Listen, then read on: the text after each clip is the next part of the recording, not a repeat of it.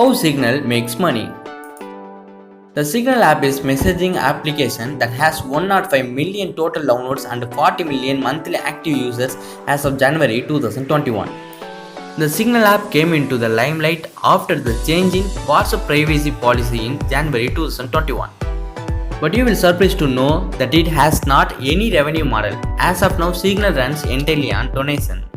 Everyone can donate through its website. It accepts all currencies and even cryptocurrencies as donation. It is managed by the Signal Technology Foundation.